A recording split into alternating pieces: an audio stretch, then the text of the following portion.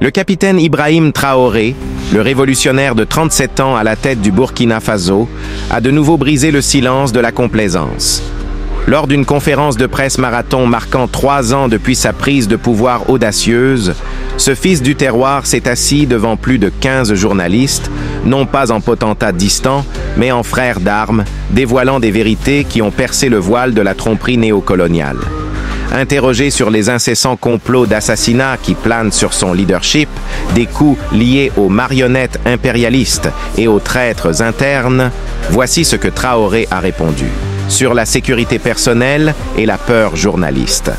Parlons de votre sécurité personnelle. Vous venez de l'évoquer à l'instant. La pression est énorme, c'est énorme. Le danger vient de partout. Monsieur le Président, rien qu'en 2025, il y a eu plusieurs tentatives de coup d'État qui ont été déjouées. Monsieur le Président, n'avez-vous jamais peur? Capitaine Traoré. Merci. Je crois que c'est la seule force que j'ai. Je n'ai pas peur parce que je fais confiance à tout le peuple. Ça, c'est la première chose.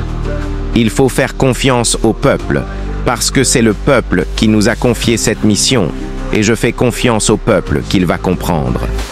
C'est pour ça qu'on n'hésite pas à se tenir devant le peuple, pour lui expliquer la situation, pour lui dire ce qui se passe, et cela concourt à avoir de très bonnes relations.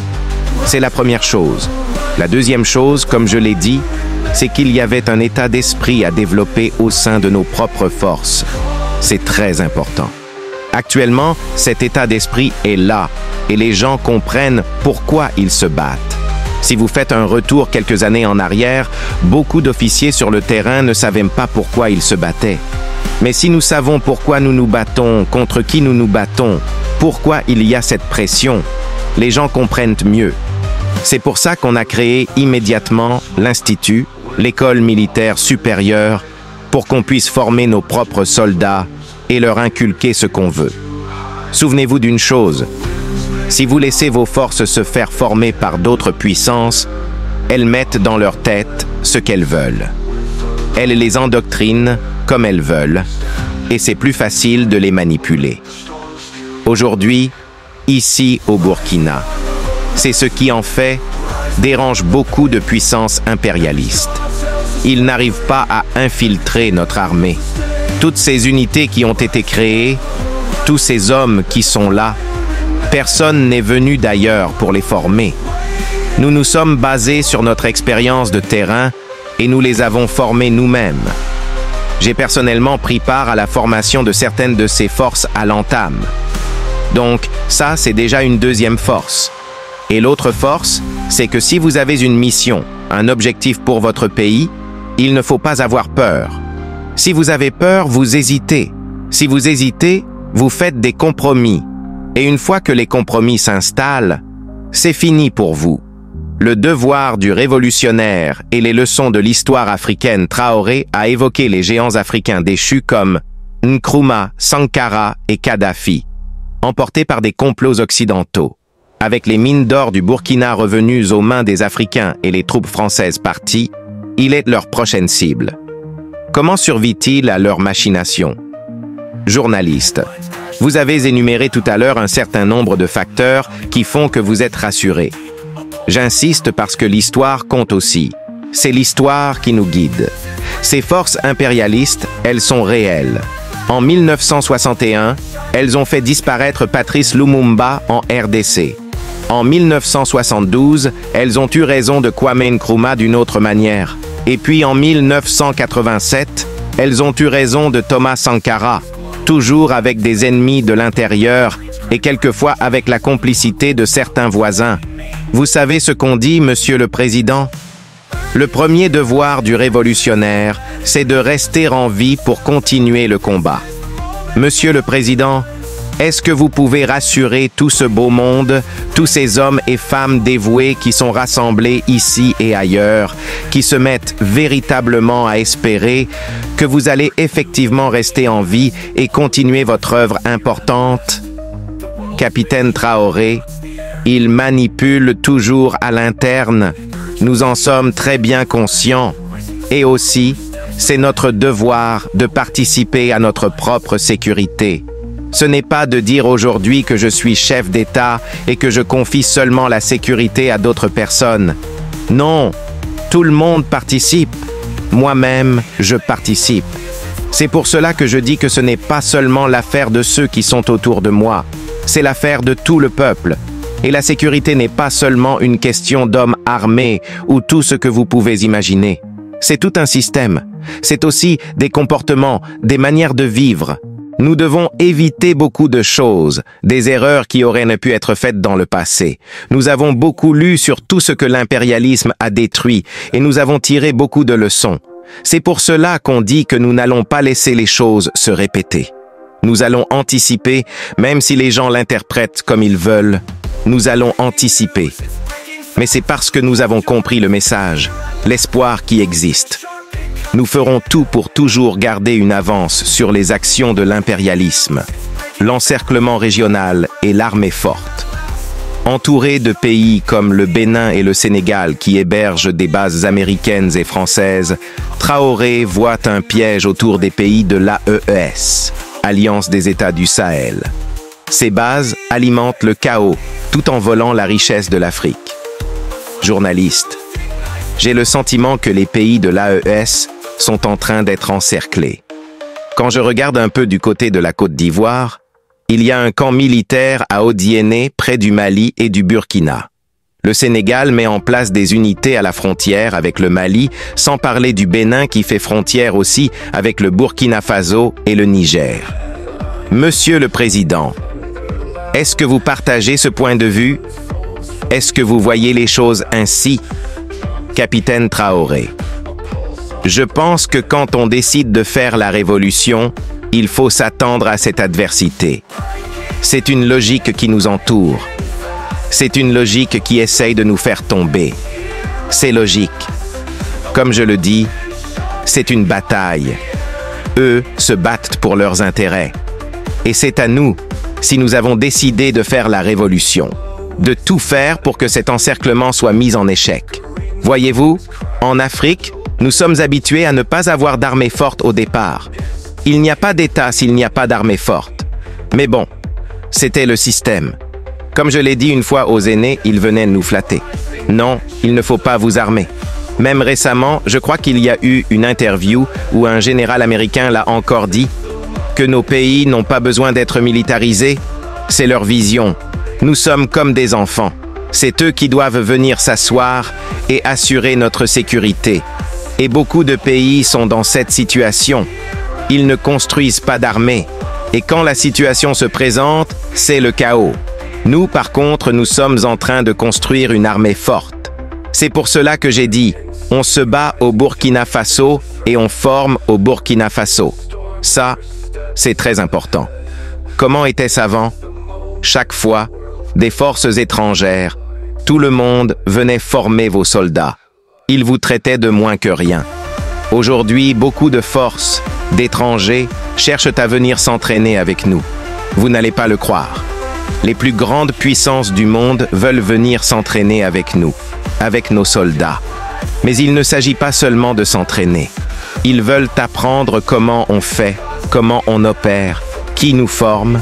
Mais aujourd'hui, personne ne sait comment les commandos sont formés, comment nous les formons, comment nous les équipons. Pourquoi penser que c'est les autres qui doivent venir nous former? Ils n'ont rien créé. Ils y ont juste réfléchi. Nous avons aussi des cerveaux. Donc, nous avons besoin d'une armée puissante pour faire face à l'adversité. Ils vont continuer à nous encercler parce qu'il y aura toujours des dirigeants en Afrique comme ça qui vont le permettre. Ils ont les mains liées. Ils trahissent toujours. Ils permettront toujours aux impérialistes de venir dans leur pays pour attaquer leurs propres frères. Si vous acceptez la révolution, il faut aller de l'avant avec ce concept. C'est comme ça. Donc, on ne peut rien y faire.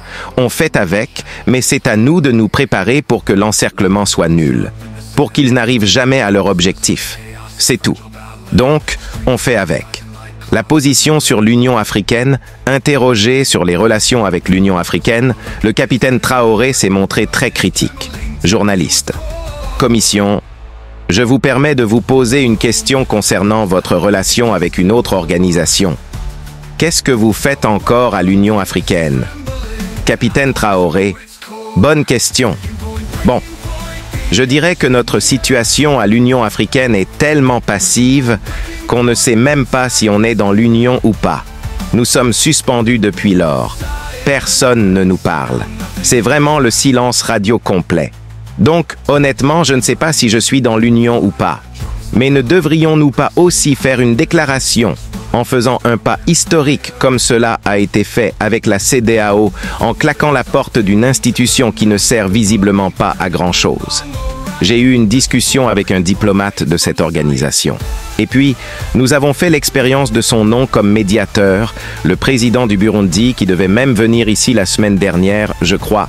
Mais après, il y a eu un problème d'agenda chez nous et nous l'attendons. Nous voulons l'écouter parce que nous-mêmes, nous voulons savoir pourquoi il se comporte comme ça. Parce que nous ne voulons pas prendre une décision sans savoir leur motivation. Pourquoi ils ont décidé de nous exclure? Pourquoi ils se comportent comme ça avec nous? Si nous savons leur motivation, là, si nous partons, on pourra expliquer à notre peuple. Voilà ce qu'ils ont dit. Voici les raisons. Et donc, nous décidons de partir. C'est la même chose qu'avec la CEDEAO. Nous sommes partis, mais si on nous demande pourquoi nous sommes partis, on peut vous expliquer. Mais aujourd'hui, si nous partons de l'Union et qu'on nous demande, nous-mêmes, on ne sait même pas pourquoi ils nous ont suspendus. Pourquoi ils se comportent comme ça? Transfert de technologie et souveraineté. Le capitaine Traoré a été questionné sur sa demande à Moscou de nous apprendre à pêcher au lieu de nous donner du poisson, signifiant un transfert de technologie. Journaliste, donc, où en sommes-nous aujourd'hui par rapport à ce transfert de technologie? Parce que vous avez évoqué tout de suite à nos confrères qu'un jour, nous allons fabriquer même nos armes. Capitaine Traoré. Je crois qu'ils ont bien reçu le message. Je l'ai dit en 2023 lors du sommet de Saint-Pétersbourg. On nous a donné du blé. Il ne faut plus qu'on aille demander du blé. Il faut qu'on arrive à être autosuffisant. Si on nous donne du poisson, il faut qu'on apprenne à pêcher nous-mêmes. Et je crois qu'avec les initiatives que nous sommes en train de développer, nous avons demandé, lors de la visite, qu'un certain nombre de bourses soient offertes à des étudiants pour qu'ils aillent apprendre la science. Ils ont accepté. Donc, il y a déjà des gens qui sont allés se spécialiser dans certains domaines pointus. Si vous regardez la création de l'agence atomique, nous avons déjà des étudiants que nous avons envoyés l'année passée qui reçoivent des formations dans le domaine atomique qui est une technologie de pointe. Nous allons continuer d'en envoyer chaque année. Ce n'est pas seulement la Russie. Nous avons aussi demandé des formations pointues à la Chine et envoyé des étudiants là-bas. Nous y allons également. En gros, nous sommes en train de prospecter toutes les technologies possibles que nous pouvons développer pour envoyer des étudiants en formation. Certes, personne n'a élevé la voix du Burkina Faso dans les institutions internationales ou quoi que ce soit de ce genre, ni celle du Mali, ni celle du Niger. Notre peuple meurt, ce n'est pas leur problème. Le Congo meurt, ce n'est pas notre problème. La dernière fois, j'ai essayé dans un de mes discours de dénoncer le nombre de millions de morts qu'il y a eu. Soudain, regardez comment ils se déchirent entre eux. Il y a déjà tellement de conflits sur notre sol. Nous n'arrivons même pas à faire entendre notre propre voix. Alors, comment allons-nous prendre la parole pour les autres? Ainsi, nous, Africains, devons nous réveiller. Est-ce que le Burkina Faso peut reconnaître l'État palestinien? Est-ce que le Burkina Faso est prêt à reconnaître l'État palestinien? Pourquoi pas? C'est un État. C'est un État. Pourquoi ne reconnaîtrions-nous pas l'État palestinien? Ce qui se passe est très grave. Je pense que l'État palestinien existe. Il devrait exister. Sinon, cette guerre ne finira jamais. Partout où les choses sont divisées, ça ne finira jamais. Au moment où vous pensez que ça va finir, ça reprend de plus belle. On va continuer comme ça. Mais je pense aussi qu'une grande partie de la responsabilité incombe aux pays de cette région, car c'est leur zone, et les gens là-bas devraient nous pouvoir montrer la voie pour trouver une solution à ce conflit. Et quant à nous, pendant que nous continuons de nous battre ici, l'État burkinabé qui doit perdurer, c'est ça le plus important. Et nous nous battons pour notre État burkinabé. Voilà, Monsieur le Président. Le capitaine Ibrahim Traoré a lancé le défi et l'Afrique doit y répondre. Ces questions enflammées sur la sécurité, l'impérialisme, les voisins, les médias, le PPU, la terre, l'économie et l'Union africaine sont un cri de bataille pour un continent qui se soulève. Du cœur défiant de Ouagadougou à tous les coins de la diaspora, sa voix ébranle les chaînes de l'oppression, exigeant que nous nous tenions unis. Traoré n'est pas un simple leader. C'est le lion de l'Afrique, qui rugit pour la souveraineté, la justice et l'unité. L'Occident tremble, alors que nous récupérons notre sol, notre richesse, notre histoire. Allons-nous nous courber devant l'ombre de l'Empire ou marcher comme une force unie? Les vidéos sont nos armes. Jouez-les, partagez-les, vivez-les. L'aube de l'Afrique se lève maintenant et nous sommes le feu. Rejoignez la révolution, amplifiez la vérité et faites entendre votre voix. Abonnez-vous, cliquez sur ce bouton d'abonnement et partage au maximum pour rester à la une de dernières informations.